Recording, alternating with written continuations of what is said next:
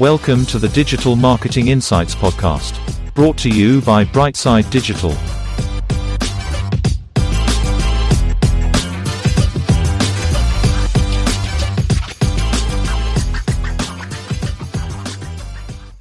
Hi everyone, welcome to the show. I'm delighted to say we have Aoife today, who's Head of Creative Services. Aoife, how are you doing? Good, thanks Tom. Thanks so much for having me on today. I'm really looking forward to it. I'm really looking forward to it as well. Aoife, can you start off by telling our audience a little bit about yourself and your career to date, please? Sure. So I currently hold the position of Head of Creative Services in a creative agency called the Smart Group.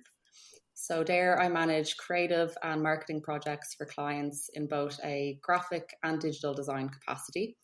So that's everything from print material, brand identity design to social media, websites and video work. So I moved into the management position about 3 years ago now, but before that I practiced as a multimedia designer for 7 years before that. That has helped me a lot with leading a creative team as I understand the space for creativity that's needed, the time frames, how long it takes to turn around stuff. So I feel that's very important, and it's definitely aided me in moving into a leadership role. If I was to backtrack slightly, I studied visual communications in IADT Dún Laoghaire, and since leaving college, my career has been quite heavily focused on video production and digital design. So I started my career in an e-learning company, kind of random. It was one of those situations where you leave college and it's like, oh God, I just need to get hired somewhere. And I ended up in an e-learning company. So my role was a lot around creating video content for interactive courses. And that really sparked my interest in the video space. I gained, like great exposure to motion graphics and also what it took to manage a live action video shoot. And although it's different content now, that knowledge has been applied to, I think, every role I've been in since. So like 10 years ago, it was quite rare for a graphic designer to leave college with video knowledge, and you wouldn't generally go into a video role. So I think that's really stood to me, as I said, and served me well in my career since then. That's really interesting to know, and it's amazing to see you do so much video and graphic work. So obviously your strength is kind of in creative design and creating those rich media assets. Yeah. So can you build out how you would go about recommending, like any business listening, how you would build a strategy and places they should go to create creatives, and maybe what's happening in the market right now?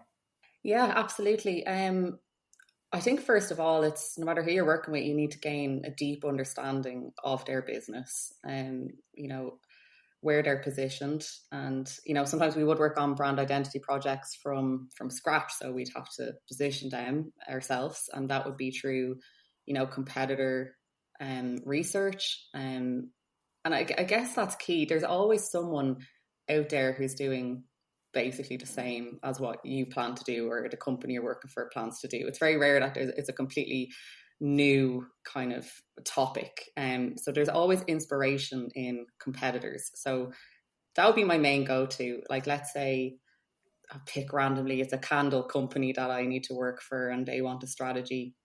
There's probably hundreds of candle companies in Ireland, let's just say. And I would go and look at all their competitors, look on their social media channels. What type of content are they sharing? Like, go back as far as like 2 years ago, look through everything. What type of content pillars are they sharing on social each week? What blog articles have they been sharing? And it's not to say you're going to copy that, but if they're a successful business, they're doing it well, and you should take inspiration from that.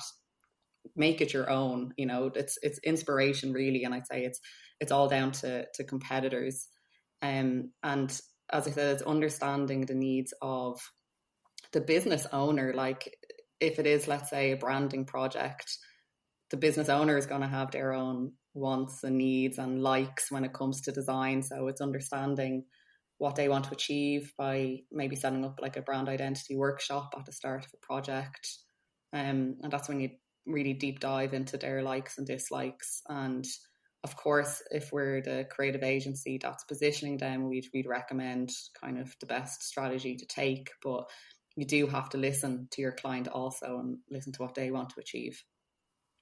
And what kind of marketplaces or platforms do you find really strong visuals are having a huge impact now? So is there any go-to social medias or marketplaces or anywhere that you're saying, oh, this is where an opportunity is because of these creatives? Yeah, like I guess Instagram has always been known as like the most aesthetically pleasing platform. Like the pictures that are, or the photos that are put up there are just like obviously lovely, and that's like by even just a normal non-designer would be posting like aesthetically pleasing content just by the filters that are available on Instagram. Where I'm actually getting my most inspiration at the moment is from TikTok, and I'm sure that my team are driven insane by me constantly bringing up TikTok, and I worry that I sound uncool now that I bring it up so much. But I actually go on it a lot, and I get a lot of inspiration from there because I feel, as I talked about earlier, video is kind of really interesting to me, and Instagram is phasing out kind of the photographs, wants more video content going up. So I'm just really interested to see what the different trends are on TikTok each week. Like it changes constantly. I think that's something you really need to stay on top of. And I think the whole TikTok battle is what I'm going through at the moment with convincing, you know, our company, our clients, my employees, to like the people, team members, to be like, we should make more TikTok content. And what is that going to be? And yes, TikTok can feed you a lot of content that you don't want to see, but that's if you're liking it. I think the algorithm is amazing on TikTok. So if I like a few videos about marketing or design, I'll be fed back that content then from now on. And you can kind of make it your own feed just by what you're interacting with. So, and even if it's a totally random trend, like I don't know, something food related, but I could apply that trend loosely to my business. It's looking at the trends that are out there and going, how can we alter that and make it our own? So I find all that stuff really interesting at the moment, and something I'm trying to embrace more and encourage clients to take on board and experiment with different trends that's on TikTok at the moment. Yeah, love it. And you mentioned trends there for a second. Mm-hmm. So for anyone that knows they should be doing TikTok and they know they should be looking at these opportunities, but can you explain the kind of trend strategy and how you would go about identifying and why it's important?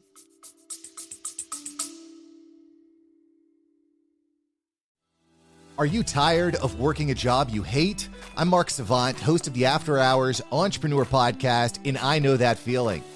I used to wake up every morning dreading the day, and after years of effort, I was able to leave my job and do something that I love. You can too. The After Hours Entrepreneur Podcast is your guide to building profitable six-figure years. I'm sharing the lessons that I wish I knew and bringing on experts like Pat Flynn, Jasmine Starr, and more. Click the link. You don't need to dread Mondays anymore. Take action and build a life you love.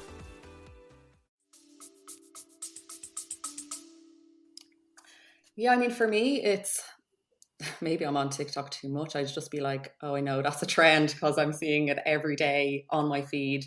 Another way to see what's trending is like the viral sounds that are being used, and just see what's in the top 5-10 viral sounds, and you'll see what's out there at the moment that you should be kind of mimicking. I think the sound is very important, really, that you use, and you can interpret that sound in different ways. Someone might dance to it, but someone else might show product to it. So yeah, I think it's definitely analyzing the viral music that's on the platform and tapping into that and seeing what other people are sharing in relation to it. And my last question around TikTok before we move on is creating content for TikTok. How do you go about that for clients? Is there a kind of site, like other platforms you use to create the content? How do you go about doing that? Yeah, like I'll be honest, it's quite new to us as well at the moment, and we're trying to find our feet in it. So like anyone can create it on their phone. So in a way, it's like we don't need a video crew. It's not going to cost that much money. If someone has a decent camera on their phone, that can capture the content we need. And I think at the moment, how I'm helping people come around to the idea of TikTok is noting trends that are out there and saying, I actually have an idea of how we can apply this trend to your business. Do you want to hear my idea? Talking them through what it might be. And it's really getting buy-in from the company because it doesn't work. TikTok is very authentic. You can't hire like actors to come in and kind of act to be part of your business. You need buy-in from the company and like the employees that are there. So it's really convincing everyone to get on board. If there's a few people within the workforce that are willing to maybe be on camera, but that's also like a trap people fall in. You don't always have to appear on camera in the videos as well. There's lots of trends where you don't have to show your face. And yeah, so it's just, I think it's suggesting ideas to our clients and seeing if they're willing to experiment with us. And yes, we can kind of film it more professionally, but I think at the moment I'm experimenting with, let's just use our phones. And, you know, I think that's the type of content that's out there at the moment. And it doesn't have to be polished and fully professional to kind of go viral or get the type of engagement that clients are looking for. To obviously back you up on that, I see a lot of the bigger businesses, because of their refusal to identify someone in the business to do it, there's a lot of influencer opportunities, you know, the likes of Carl Mullen or someone like that is getting a lot of work promoting businesses and brands solely because he is willing to put himself in front of camera and talk about certain things and build out a presence on these platforms. So yeah, and maybe it's just that it's people are nervous within companies. It's like maybe they're embarrassed or like, I'm a bit uncomfortable doing this. And I think if it just takes one person within a company to kind of show that this isn't embarrassing, this is actually maybe going to make us money, and you don't have to go on and dance or make a show of yourself. It's, you know, do what's within your comfort zone to start with. And I think you'll naturally just get more comfortable with it and enjoy it, I hope. Like, I think it's so enjoyable. And to me, this doesn't seem like a job. If someone said, go and make TikTok videos all day, I'd be like, fine, that's brilliant. Like, so I think it's maybe an excuse for people to be like, hey, I'm going to try out these TikTok videos. And it's a break away from the computer screen, which is brilliant. It's just an interesting time. And we had someone previously on the show who said that they would only do video work with a client if the owner was willing to put themselves on camera.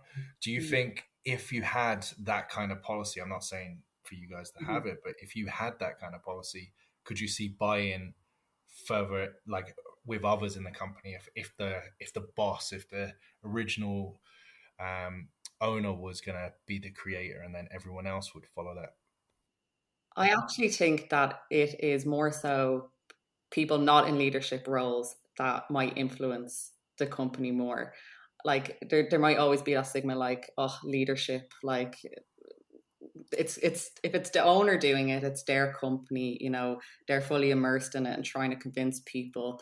But I think you'd get more buy-in if it was actually from, you know, like a junior designer, you know, just like not in leadership positions, maybe taking on that within the company. I think that would spark more interest.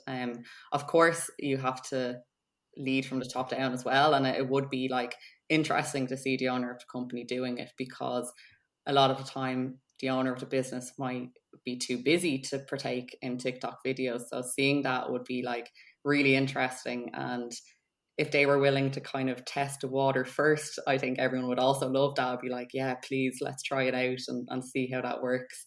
And by having like your boss actually buying into it is great, because there's a lot of companies out there that are still quite iffy about moving onto the platform and think that it's not suitable for their business. But I think they're the companies that will be left behind in next year, the years to come, because it's clearly where we're moving to. You know, I think it was only recently I was listening to the news and they said that like Meta's income or whatever stock has like dropped insanely over the last like couple of months. And it's like there's stuff changing within the social space. And I think I also read that Gen Z are now using TikTok instead of Google to actually search for things. Like where's a restaurant to go to in Dublin? They'd be looking on TikTok for that. They wouldn't even dream of Googling it. So to not be on TikTok, I think is just a big red flag, basically. Yeah, I love that. I love that. And looking at your career today, is there a campaign or work that you're really proud of? And can you explain how you made it successful? Yeah, so about 1 year ago, the owner of the Smart Group, Tom Ryan, launched our sister company, Swag Hut. Swag Hut is a swag management platform that helps companies send branded merchandise to employees as gifts or branded merchandise to potential clients. So the Smart Group acts as Swag Hut's main creative agency. And I'm proud to say we've worked on this brand from the ground up. It's been very exciting. We started with the logo design, brand guidelines, and worked our way through designing the website, setting up the social media channels. We also work on all the physical touch points of the business, like packaging and inserts, which are crucial, of course, for a gifting business. So it's not exactly one campaign as such that we're across, but we're acting as their brand custodians now into the future for every touch point of the business. And that's a big honor for us and achievement. I think on the social media side of things, there's been a big learning curve for me, as previously I've worked a lot in a B2C capacity, whereas Swaghood is B2B and their main audience lives on LinkedIn. So what we're trying to do at the moment is build that B2B community on social media. And there's definitely a few new things that I've had to take on board in doing so. I think firstly, it's that a client purchasing something in a B2B environment, they're doing that to make their day-to-day responsibilities easier for them, or essentially it's to look good to their boss or to their own clients. So we need to understand our target audience's roles in depth and their pain points within their jobs and how we can add value to their day. So a B2B social media channel shouldn't always be about your own brand. You should be amplifying your client's brand. So they're the real stars on your channel, and you should be nearly showing their business as best in class for having purchased from you. And it's kind of like you're nearly making your own influencers and having people aspire to be like them, which just encourages more sales. So Swagcode is definitely an interesting and very exciting client that we've been working with. And it's just exciting that we get to work across all the different touch points, everything from, the traditional graphic design, print items, all the way through to their digital communications. So yeah, an ongoing, exciting partnership. Love it. Yeah, I'm looking at some of your work on LinkedIn as well, and it's fantastic. Great, thank you. And Aoife, is there any particular softwares you use to enhance your role day to day? Yeah, so a lot of software, actually, probably too much kind of platforms at the moment. We're still trying to figure out what works best for our team. Well, the main one from a creative capacity would be Adobe Creative Suite, and that would be kind of our Bible. But then to me, because I'm managing the team, there would be a lot of project management tools that I find useful and really help us along the way. So we'd use Workflow Max for tracking time, which is so important to me, kind of understanding where our time is going, and how we can improve on that in the future. And that helps with kind of the other kind of boring admin perspective things like generating quotes, invoicing. I would then schedule all our designers' day-to-day tasks on float.com.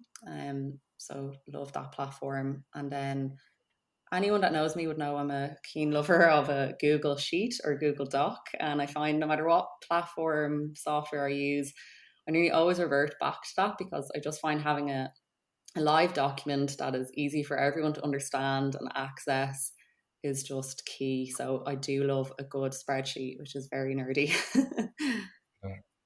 That's brilliant. And like looking at yourself for a moment, is there any areas you're looking to upskill into and you're learning at the moment? Yeah, so it's mixtures of everything really. I think working across the Swag Hut brand, I'm definitely learning more and more about digital marketing each week. It's always a new ask, and although I'm a graphic designer, essentially I only have like a diploma in digital marketing, and I've just kind of been continuously upskilling in that space over the last few years. So it's definitely just gaining more and more digital marketing knowledge. Um, our team is also then building more or designing more websites within Figma at the moment. So I'd love to upskill more in that as well, so I can help the team out. And from kind of being the head of department, from that perspective, it's I guess like I'm really interested to network more over the next year. COVID kind of slowed that down, put a stop to that, and I'm really keen to just be meeting more people over the next few months and building our network, and learning from other people in the industry, and even you know cross sectors as well, like not necessarily just in the design space, but from marketing. I think even like talking to yourself today, Tom, like it's definitely the kind of stuff that I want to participate more in over the next year. Yeah, well, I was going to say you're in the right place. You're Yeah. doing those effectively right now, so that's great to see. And is there anywhere you go to learn about new information? Is there any websites or sources that you go to? um, to me, actually, like as I was mentioning earlier, it's really social media. Like I'm just always kind of getting design inspiration from the likes of Instagram, TikTok, and LinkedIn, of course. Like when, especially from the B2B kind of perspective, I think it's LinkedIn as well. And touched on it earlier, it's really, it depends on the client you're working with, where you go to get inspiration from.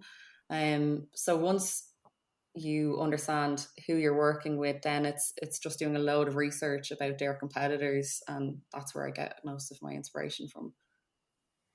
And looking at the digital industry as a whole, is there anything in the future that you're thinking will have a large impact on your work or the industry itself? Um, hmm. A lot of talk lately about the metaverse, which is like, that's kind of scary. I don't really know much about that. So I think I'm interested to see how that unravels over the next couple of years, and if that's going to influence or change our day-to-day dealings with people, or what kind of content we'll be working on. um, when I worked in an e-learning company at the start of my career, we kind of done a bit of VR, AR work, and it felt like it just didn't really take off. Like there was a bit of a buzz around it like a good few years ago, and then it kind of died down. And now with the metaverse, I'm like, is that going to kick off again? And how's that going to shape our communications? So yeah, just interested to see how that unfolds, really. Yeah, I agree. I think at the time of recording, the biggest announcement this morning is Instagram have launched their NFT marketplace, and it's only for certain creators, but it will be all users before the end of the year. Wow. Well, they're assuming at the end of the year. So that's the whole NFT space is cool if done the right way, if there's utilities and things attached. But Yeah, and you know what? It's one of those things where I also don't really know much about. And I remember it kicked off, and I was like, I should try jump on this now, and it's new and understand it. And then I think it's just like, to me, it's in the same space as cryptocurrency, and I could just never get my head around it. And I'm like, yeah, it's confusing, but it's definitely kind of becoming more prevalent. And like you're saying, it's now kind of across Instagram. And how is that going to unravel also over the next year? yeah, and I think it's important just even us discussing it and just even touching on it. It gives people a platform to look into it more and understand it, and then Yeah. explain what they've learned. Lastly, Aoife, we always end the show in the same question, which is if you could bottle up one personality trait you have yourself that you could pass on to others, what would it be? Good question. So I think I might describe it as like a willingness to work across different business functions. So I was told a few years ago that I had a commercial mindset, and that was quite rare for someone in a graphic design position. I think that stems from the ambition I have to succeed, maybe on a personal level, but then also I do get quite passionate when I go into a business that I want them to succeed because, well, that benefits everyone then. So I feel everyone should go into work and treat the company they're working for like it's their own, and really have that urge to gain success for the business. I feel it's important to have a deep understanding of the business you're in and understand, just how it operates. How the suppliers work, kind of look more into other departments of the business that you're not in. I think it's curiosity. So whether that's a marketeer who gains more curiosity in the design space, or a designer who gains more expertise from a business perspective, I think that's key, and that's something I've always applied to each role. It's curiosity and the willingness to step out of my comfort zone. It's maybe perhaps taking on a few more responsibilities than is in my initial job spec, but that's fine. It's like that's what's interesting, and that's what continuously grows you as a person. And I find it really interesting understanding like every part of the business that I'm in. So I think that's what I'd bottle up. Well, wonderful answer. And that's it. Aoife, if people want to touch base with you, how can they get in contact? Yeah, so you can find me on LinkedIn, and feel free to follow the Smart Group's journey on social media. We actually launched a new company website during the summer, so it's thesmartgroup.ie. So I'd also love to hear anyone's feedback that's listening to this podcast. If you check out our website and if you feel there's anything we need to change, I would love to hear that. So yeah, feel free to drop me a message on LinkedIn. Love it. Thank you very much. Thank you Thank you, so Aoife. much. Thanks, Tom.